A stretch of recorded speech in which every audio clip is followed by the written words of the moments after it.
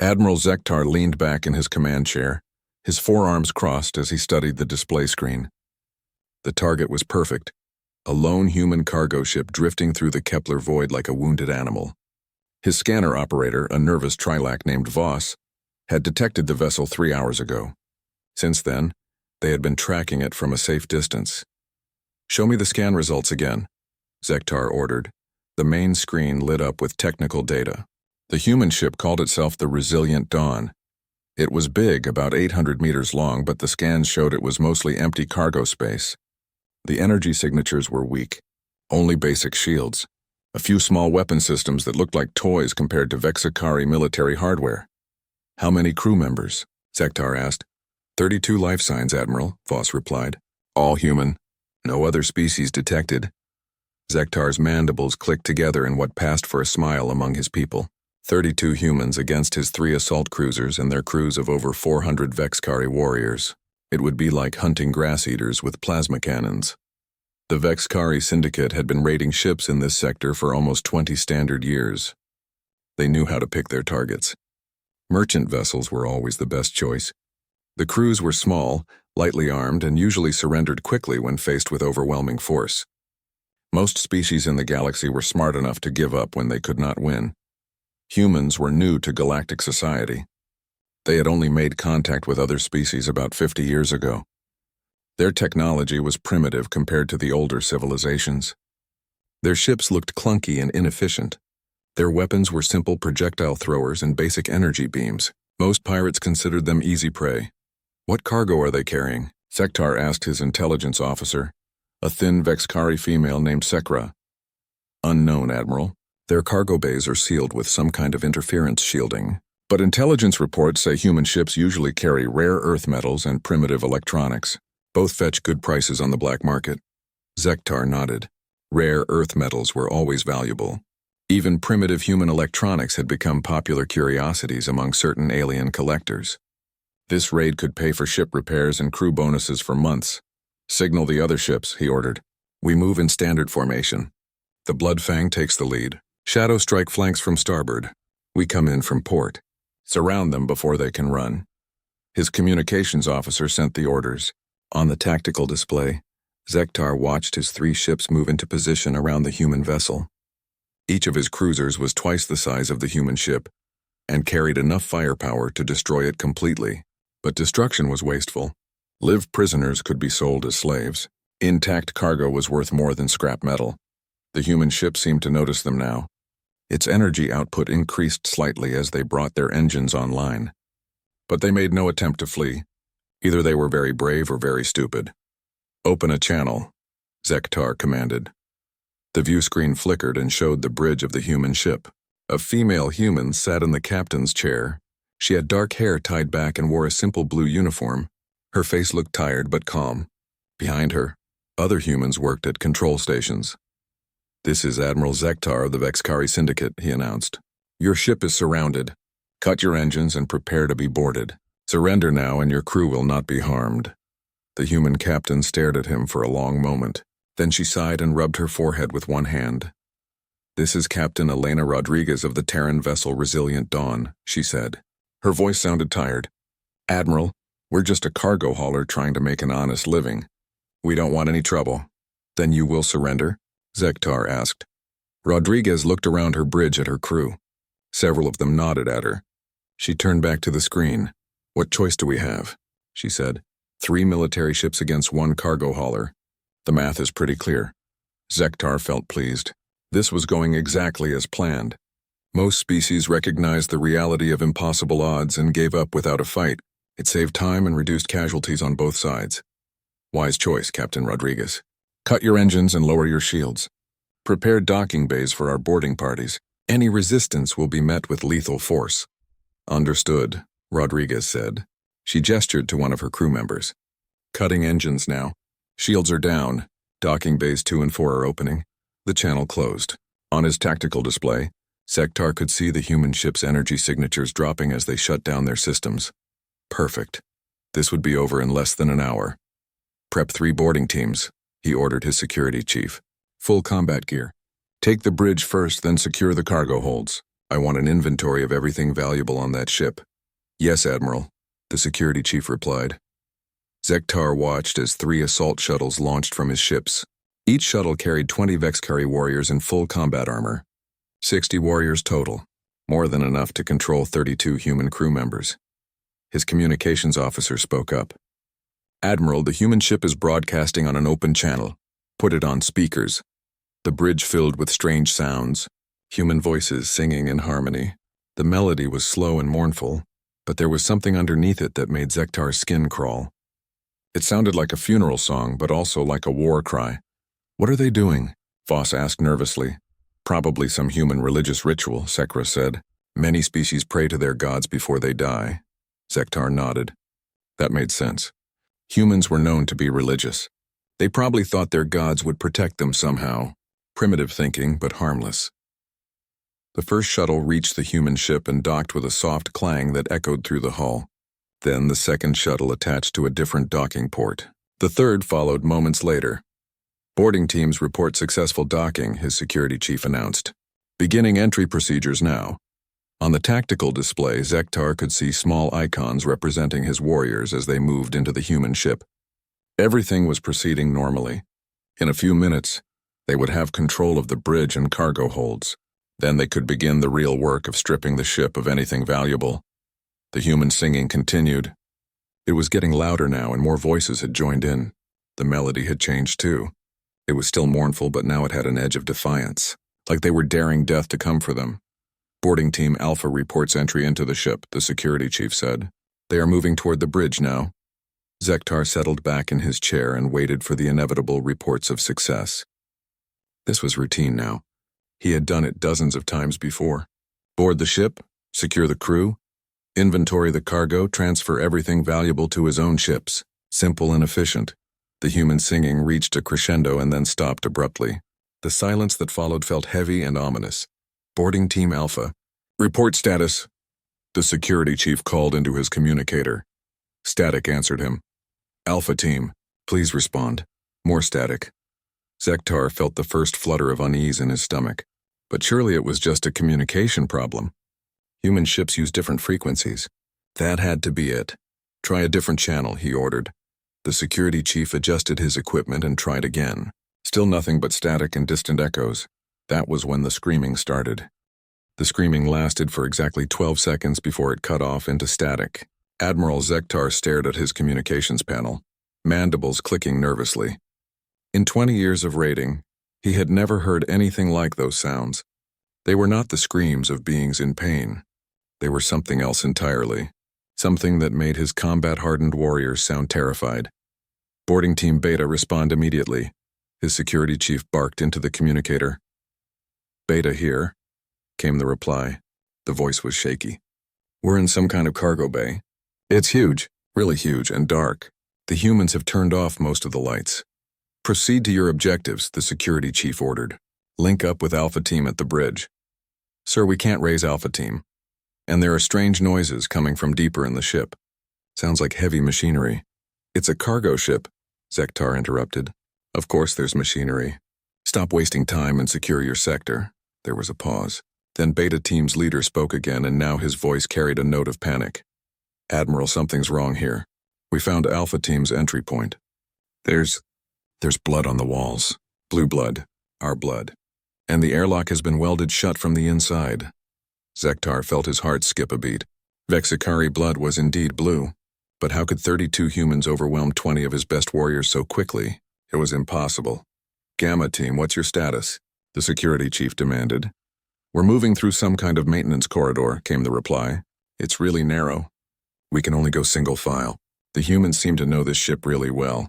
They keep appearing in side passages and then disappearing before we can get a clear shot. Then pursue them. Sir, we tried. But these passages branch off in all directions. It's like a maze in here, and the humans are using the ship's gravity systems against us. They keep changing the orientation. 1 minute we're walking on the floor, the next minute the floor becomes a wall. Zektar gripped the arms of his command chair. This was not how raids were supposed to go. Humans were supposed to be weak.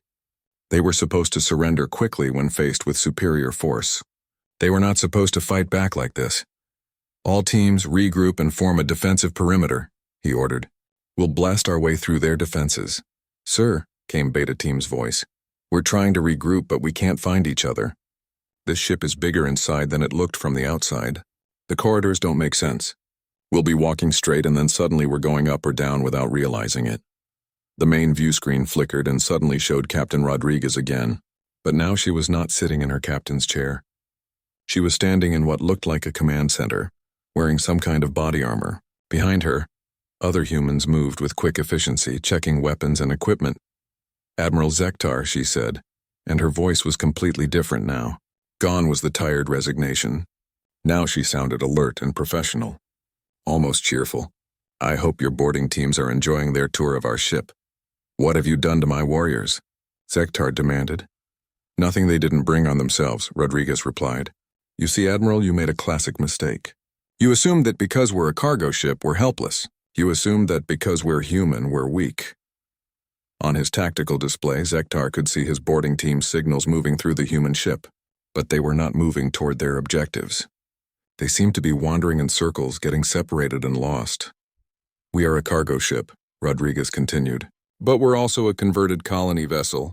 Do you know what that means, Admiral? It means this ship was designed to carry 10,000 colonists and everything they need to build a new world, including heavy industrial equipment. As she spoke, the sounds of machinery grew louder over the communication channel, heavy, powerful machinery that was moving and changing configuration. Those cargo mechs your warriors saw, they're not just for moving boxes. They're power loaders designed to unload entire cities. In human hands, they become something else entirely. Suddenly, Gamma Team's panicked voice crackled over the comm. Contact! We have oh gods, what is that thing? It's huge. It's got plasma cutters for arms. Fall back, fall back! The transmission dissolved into the sounds of weapons fire and more screaming. You see, Rodriguez said calmly, humans have a different philosophy about ship design than most species. Everything on this ship serves multiple purposes. Our cargo handling equipment becomes combat mechs. Our mining tools become weapons. Our maintenance drones become hunter-killers. Zektar watched his tactical display with growing horror. The signals from his boarding teams were moving erratically now. Some were stationary. Others were moving too fast, as if they were being carried by something. Beta Team, report. His security chief shouted, We're trapped, came the response. They've sealed us in some kind of cargo container. The walls are closing in. They're using the cargo compactors. They're trying to crush us. Gamma Team. Gamma here. We're fighting a running battle through the maintenance shafts. These humans are like ghosts. They know every pipe and conduit in this ship. They keep hitting us from directions we can't predict. Rodriguez smiled on the view screen. It was not a pleasant smile. Admiral, your warriors are very brave, but they're fighting this like a traditional boarding action. Storm in, take key positions, hold them until reinforcements arrive. That works against most species. But humans don't fight fair. As if to prove her point, Beta Team's leader screamed over the comm. They're flooding our section with some kind of gas. It smells like industrial solvent. My armor's seals are failing. The gas is eating through the metal. We don't have honor codes about combat, Rodriguez continued. We don't have rules about proper weapons or fair tactics. We have one rule, win, by any means necessary. With whatever tools we have available. Zektar realized with dawning horror that his carefully planned raid had become a disaster. 60 of his best warriors were trapped inside a ship that was actively trying to kill them. The humans had turned their own vessel into a weapon. What do you want? He demanded. Want? Rodriguez looked genuinely puzzled. Admiral, we don't want anything. You attacked us. We're simply defending ourselves. Alpha Team has gone silent, his security chief reported quietly. Beta Team's life signs are fading. Gamma Team is... I'm not sure what's happening to Gamma Team. On the view screen, Rodriguez checked something on a small device in her hand. Gamma Team is being hunted through the ventilation system by our maintenance crew, she said helpfully. Former military engineers mostly. They know every bolt and wire in this ship. Your warriors are in their territory now. The communication channel filled with new sounds, human voices, coordinating with each other in rapid, efficient phrases. They sounded like they were enjoying themselves. The thing is, Admiral, Rodriguez said, you picked the wrong ship to attack. The Resilient Dawn isn't crewed by merchants. We're all veterans, discharged military personnel who couldn't quite settle into civilian life. The Terran government gives us cargo runs like this one, keeps us busy, keeps us out of trouble. Zektar felt his blood turn cold. Veterans, military veterans with combat experience, flying a ship designed to build colonies on hostile worlds. But mostly, Rodriguez continued, it keeps us ready for moments like this one. The last signal from his boarding teams flickered and died on Zektar's tactical display. Now then, Admiral, Rodriguez said pleasantly, shall we discuss terms for the return of your surviving crew members? Admiral Zektar stared at the tactical display where the life signs of his boarding teams had been just moments before. Now there was only empty space and the cold reality that 60 of his warriors had been eliminated by 32 humans in less than 30 minutes. Impossible, he whispered. Then louder, this is impossible. Captain Rodriguez appeared to hear him through the open channel. She tilted her head slightly, as if considering his words. You know, Admiral, that's exactly what the hegemony said when humans first showed up in galactic space. Impossible that a species could develop faster than light travel in only a few thousand years. Impossible that they could build ships that work using such primitive methods. Impossible that they could survive on a death world like Earth. She gestured to someone off-screen. Show him the cargo bay, Marcus. The view screen split, and Zektar found himself looking into what had appeared on his scans as a simple cargo hold. But what he saw now made his mandibles click in dismay. The space was enormous, stretching away into shadows, and it was not empty. Rows of what looked like construction mechs stood in neat formations. But as Zektar watched, they were changing.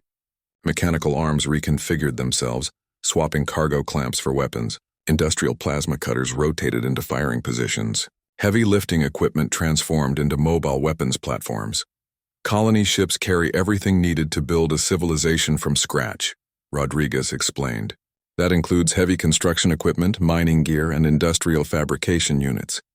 The beautiful thing about human engineering is versatility. A plasma cutter that can slice through asteroid rock works just fine on alien armor. A cargo lifter that can move building materials can also move, well, other things. As if to demonstrate, one of the mechs lifted something large and blue.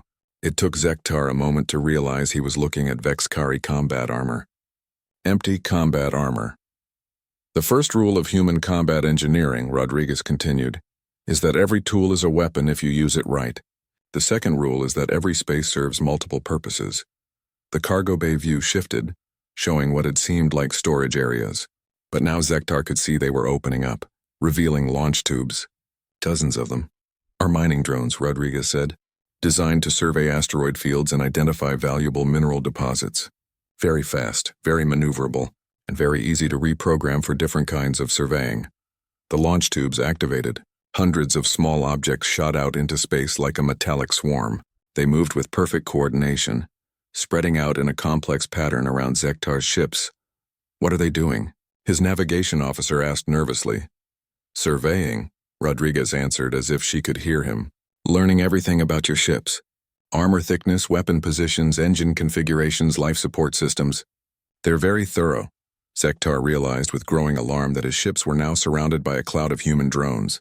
His point defense systems could probably destroy them. But there were so many, and they were moving so fast. Admiral, his security chief said quietly, we're receiving a transmission from the human ship. It's our boarding teams.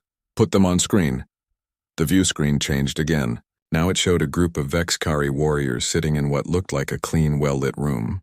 They were no longer wearing their combat armor. Instead, they wore simple gray clothing. None of them appeared to be injured. Admiral Zektar, one of them said. It was the team leader from Alpha Squad. The humans have asked us to deliver a message. Are you hurt? Zektar demanded. No, sir. We're unharmed. But Admiral, these humans are not what we expected. They didn't just defeat us. They studied us. While we were fighting, they were learning how our armor works, how our weapons function, how we think and move. Another warrior spoke up. Sir, they have a complete technical manual for our equipment now. They downloaded it directly from our suit computers while we were unconscious. Rodriguez appeared again on the main channel. Knowledge is the most valuable cargo of all, Admiral. Your warriors were very educational. Zektar felt sick. Standard Vexkari combat armor contained detailed technical specifications for most Syndicate equipment. If the humans had accessed that data, but we're getting ahead of ourselves, Rodriguez said. Let me show you something else. The cargo bay view shifted again. This time it showed what looked like a massive industrial facility. Fabrication units, assembly lines, and resource processors. All of it compact and efficient, designed to fit inside a ship. Mobile manufacturing, Rodriguez explained. Colony ships need to be self-sufficient. We carry the tools to build everything we need, including more tools. As Zektar watched in horror, the assembly lines began producing objects that looked disturbingly familiar. Vexkari weapons, Vexkari armor, even what appeared to be Vexkari ship components. Your equipment is very well designed, Rodriguez said approvingly. Good materials, elegant engineering. Of course, we've made a few improvements. Human modifications tend to focus on reliability and versatility, rather than elegance. One of the fabricated weapons fired a test shot. The energy beam was noticeably brighter and more focused than standard Vexkari plasma rifles. The third rule of human engineering, Rodriguez continued, is that anything worth building is worth building better. Zektar's communications officer was frantically checking his instruments. Admiral, I'm detecting massive energy buildups throughout the human ship. It's like they're activating systems that weren't there before. They weren't, Rodriguez confirmed. We've been building them while we talked. Fabrication units work very quickly when they have good blueprints to work from. The view of the cargo bay pulled back, showing the full scope of the space. What had been a simple storage area was now a bustling military-industrial complex. Weapons, vehicles, and equipment were being produced in vast quantities. And all of it was based on technology stolen from Zektar's own boarding teams. How long? Zektar asked weakly. Oh, how long have we been preparing? About 45 minutes. Not bad for a rush job. Though I should mention, this isn't even our main cargo bay. We have 6 others just like it. The swarm of mining drones suddenly changed formation, moving closer to Zektar's ships. His tactical officer reported with barely controlled panic. Admiral, those drones are attaching to our hulls. Hundreds of them. They're just making friends, Rodriguez said cheerfully. Don't worry, they're not armed. Well, not with explosives anyway. They're carrying something much more useful, which is nanites. Microscopic construction robots, very handy for making quick modifications to ship systems. Don't worry, they're only making small changes. Your life support will keep working. Your gravity generators will still function. Your engines will still run. Then what are they doing? Rodriguez's smile became predatory. They're installing human-designed control systems. In about 10 minutes, every major system on your ships will respond to commands from this vessel. Think of it as a very aggressive software update. Zektar jumped to his feet. You can't do this. This is an act of war. Admiral, Rodriguez said patiently. You attacked us first. You boarded our ship with armed warriors. You threatened to kill my crew. We're simply defending ourselves with the tools we have available. This goes beyond defense. You're taking control of our ships. Well, yes. We need to make sure you don't try this again. Plus, we're curious about Vexkari ship design. Our engineers love learning new things. The tactical display was now showing human control nodes spreading throughout all 3 of Zektar's ships. His own vessel, the Bloodfang, was nearly 50% compromised. The other 2 ships were in similar conditions. The beautiful thing about human technology, Rodriguez continued, is that it's designed to work with anything. Universal interfaces, adaptive protocols, self-modifying code. We've had to work with dozens of different alien technologies over the years. We've gotten very good at it. Zektar slumped back into his command chair as the reality of his situation became clear. In less than an hour, what had seemed like a simple raid had become a complete disaster. His boarding teams were captured, his ships were being taken over, and the humans were treating it all like an interesting technical challenge. What do you want? He asked. Want? Rodriguez looked thoughtful. Actually, Admiral, I think the better question is, what do you have to offer? The question hung in the air like a death sentence. Admiral Zektar looked around his bridge at his crew. Their faces showed the same mixture of fear and confusion that he felt. What did they have to offer? What could any pirate crew offer to beings who had just demonstrated they could take apart a military force like it was a child's toy? I don't understand, Zektar said finally. Captain Rodriguez leaned back in her chair. Behind her, humans moved with smooth efficiency. But now Zektar noticed something different about their behavior. They were not working as individuals. Every action seemed coordinated with the others. When one human moved, the others adjusted their positions automatically. When someone spoke, the others listened and responded as if they were all part of a single organism. Let me explain something about humans, Admiral, Rodriguez said. Most species in the galaxy evolved as either predators or prey. The predators became strong and aggressive. The prey became fast and clever. But humans evolved as something else entirely. She gestured to her crew. We evolved as pack hunters. Do you know what that means? Zektar had heard the term, but he had never really understood it. Most Vexkari were solitary fighters, even when they worked in groups. Each warrior fought for his own glory and advancement. It means we don't just fight together, Rodriguez continued. We think together. We plan together. We adapt together. When you attacked this ship, you weren't fighting 32 individuals. You were fighting one organism with 32 brains. As if to demonstrate, one of the humans at a nearby station suddenly spoke. Captain, I'm seeing energy spikes in the pirate ship's weapon systems. Looks like they're trying to charge their main guns. Confirmed, said another human at a different station. Their targeting systems are attempting to lock onto us. Marcus, disable their weapons, Rodriguez said calmly. Already on it, came the reply from somewhere off-screen. Nanites are rerouting power from their weapons grid to their life support. Should keep them comfortable while they think things over. Zektar checked his own tactical display and cursed. His weapons were indeed offline, but his life support was running at 110% efficiency, better than he had ever seen it. You see, Rodriguez said. Pack coordination. One human spots a threat, all humans respond to it instantly. No delays for communication, no confusion about roles or responsibilities. We've been working together for so long that we think like a single mind. She stood up and walked to another console. As she moved, her crew shifted their positions to accommodate her, like water flowing around a stone. But that's just the beginning, Admiral. The real strength of pack hunters is adaptation. When we encounter something new, we don't just learn about it. We learn how to use it. The view screen shifted to show one of Zektar's ships, but now it looked different. Human modifications were visible all over the hull. New weapon mounts, sensor arrays, and communication dishes. The ship was being rebuilt even as he watched. Your vessels are quite impressive, Rodriguez said. Fast, well-armed, good defensive capabilities. But they're designed for individual combat. Each ship fights alone, even when they're in a group. Very inefficient. What are you doing to them? Zektar demanded, improving them. Installing pack coordination systems, unified command networks, shared targeting data. By the time we're finished, your 3 ships will fight as one unit. Much more effective. Zektar felt a chill run through his body. You're turning them into human ships. Not exactly. We're turning them into pack ships. There's a difference. The human at the communication station spoke up. Captain, we're receiving distress signals from 17 different pirate groups in this sector. Looks like they've noticed our activities and are requesting assistance. Rodriguez smiled. It was the same predatory expression Zektar had seen before, but now it was somehow more frightening. Excellent. Signal them back. Tell them that Admiral Zektar has encountered technical difficulties and would appreciate their help. Captain, Zektar protested, you can't involve other ships in this. Why not? Rodriguez asked. You said yourself that you're part of a syndicate. That means you work together, right? Pack animals helping pack animals. It's not the same thing. No, it's not. You see, Admiral, your syndicate is just a loose alliance of individual predators. You work together when it's convenient, but you're always looking out for yourselves first. A human pack is different. We're stronger together than we are apart.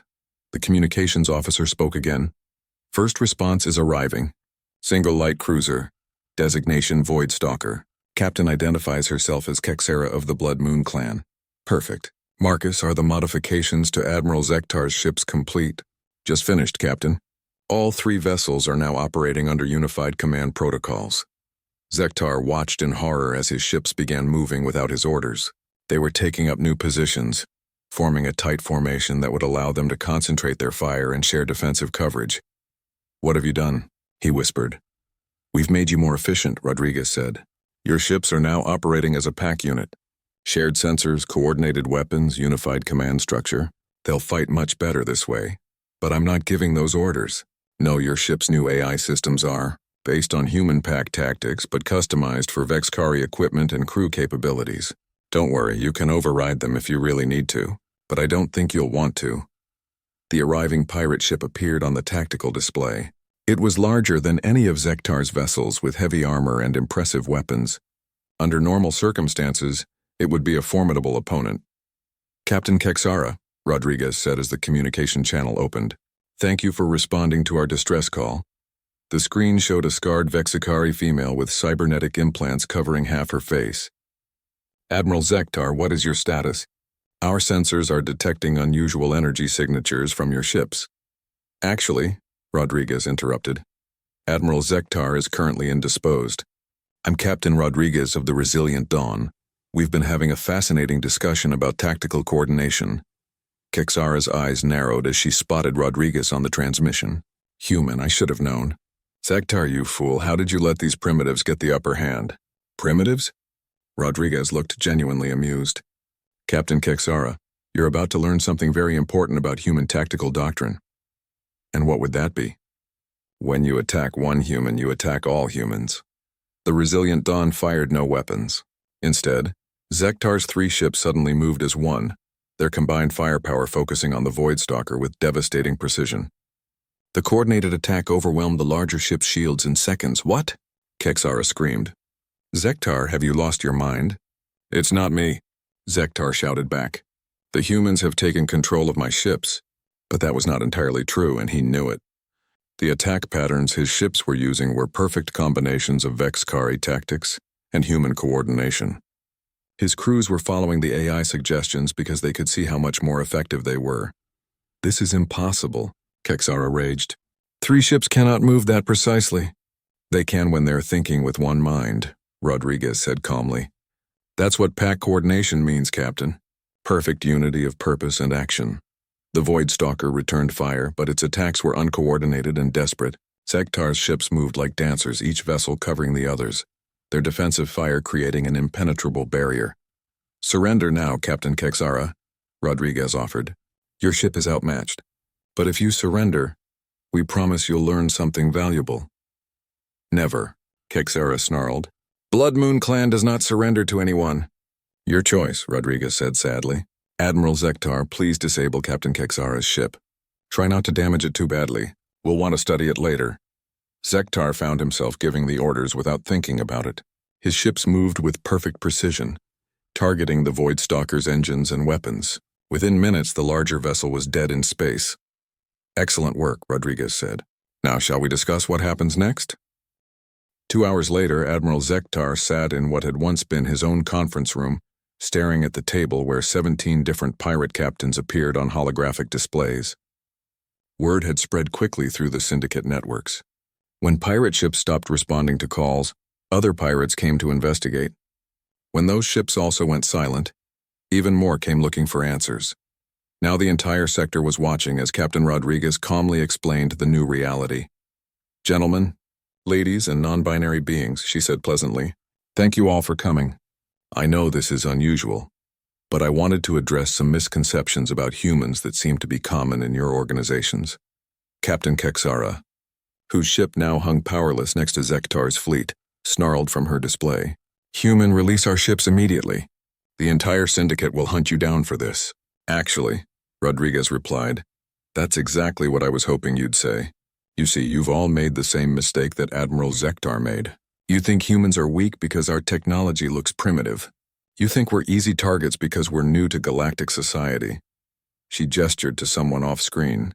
The holographic displays changed to show technical readouts of the captured pirate ships. Each vessel now showed human modifications throughout their systems. But you're thinking about this all wrong, Rodriguez continued. You're asking how can humans be dangerous with such simple technology? That's the wrong question. The right question is, what can humans do with your technology? Zektar looked at the readouts of his own ships and felt sick. In just a few hours, the humans had improved his vessel's efficiency by 30%. Their weapons were more accurate, their shields were stronger, and their engines ran smoother than they ever had before. The beautiful thing about human engineering, Rodriguez said, is that we're not locked into one way of thinking. Most species develop technology in isolation. They perfect one approach and stick with it. But humans have been exposed to dozens of different alien technologies. We've learned to work with all of them. One of the pirate captains, a reptilian being called Sekhmoth, spoke up. Even if you can modify our ships, human, you cannot hold the entire syndicate. We have hundreds of vessels, Thousands of warriors. You're probably right, Rodriguez agreed. If this was a conventional military engagement, you would eventually overwhelm us through sheer numbers. But this isn't a conventional engagement. The displays changed again, now showing communication logs from across the sector. Messages between pirate groups, distress calls, coordination attempts. All of them were being intercepted and analyzed by human systems. You see, while you've been arguing about how to respond to us, we've been learning about you. Your command structures, your communication protocols, your operational patterns. Every message you've sent has taught us more about how your organizations work. Rodriguez stood up and walked around the table. As she moved, the holographic displays followed her, keeping all the pirate captains focused on her words. The thing about pack hunters, she said, is that we don't just adapt to our prey, we adapt our prey to us. Admiral Zektar, tell them what happened to your ships. Zektar looked around the table at his fellow pirates. These were beings he had known for years, fought alongside, competed against. Now he had to tell them something that would change everything. The humans didn't just take control of our ships, he said slowly. They made them better. Our crew efficiency is up 40%. Our combat effectiveness has doubled. Our ships are working together like they never have before.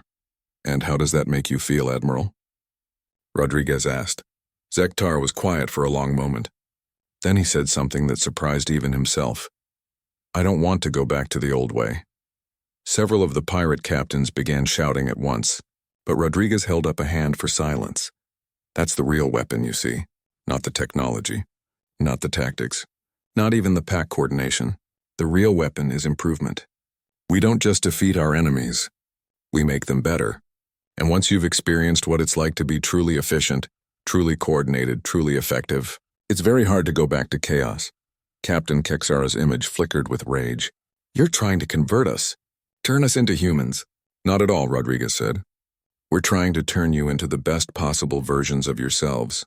Admiral Zektar is still Vexkari. His crew is still Vexkari. His ships are still based on Vexkari designs. But now they're Vexkari ships that think like a pack. The communication officer from the Resilient Dawn spoke up. Captain, we're receiving a priority transmission from Earth Command. Put it through, Rodriguez said. A new hologram appeared at the head of the table. It showed a middle-aged human man in a military uniform. His expression was stern but not unfriendly. Captain Rodriguez, this is Admiral Chen. We've been monitoring your situation. What's your status? Mission proceeding as planned, Admiral. We've made contact with local security forces and are conducting joint training exercises. Zektar stared at her. Joint training exercises? Admiral Chen, Rodriguez continued, I'd like you to meet Admiral Zektar of the Vexkari Syndicate. He's been very helpful in demonstrating effective coordination techniques. Chen looked at Zektar for a moment, then nodded. Admiral Zektar, I understand you've been working with our people to improve multi-ship tactical coordination. Yes, Zektar said, still not quite understanding what was happening. Excellent. Captain Rodriguez, how many vessels are participating in these exercises? Rodriguez checked her displays. Currently 17 ships, Admiral. With more arriving hourly? Good. Make sure they understand the benefits of unified command structures. The galaxy is becoming a more dangerous place. Pirates and other criminal organizations need to be more efficient if they're going to survive. Understood, Admiral. Chen's hologram flickered out. The pirate captain stared at the empty space where he had been. I don't understand, Sekhmoth said slowly. Rodriguez smiled. The Earth government has been watching pirate activities in this sector for months. You've been disrupting trade routes, threatening merchant vessels, generally making a nuisance of yourselves. But instead of sending a military fleet to destroy you, they sent us. To do what? To offer you a choice. You can continue being inefficient, uncoordinated pirates who eventually get hunted down by the real military forces in this galaxy. Or you can become something better. She gestured to the displays showing the improved pirate ships. Organized, coordinated, efficient, working together instead of competing against each other. Still pirates if that's what you want to be, but pirates who actually succeed at their goals instead of just causing random chaos. Zektar found himself leaning forward. What kind of goals? The kind that require real skill and coordination. Corporate espionage, military reconnaissance, resource acquisition from hostile territories. The kind of work that pays much better than robbing random merchant ships. Kexara's expression had changed from rage to suspicion. You're recruiting us. We're offering you an upgrade, Rodriguez corrected. The galaxy is full of species that think small. Individual ships, individual crews, individual profits.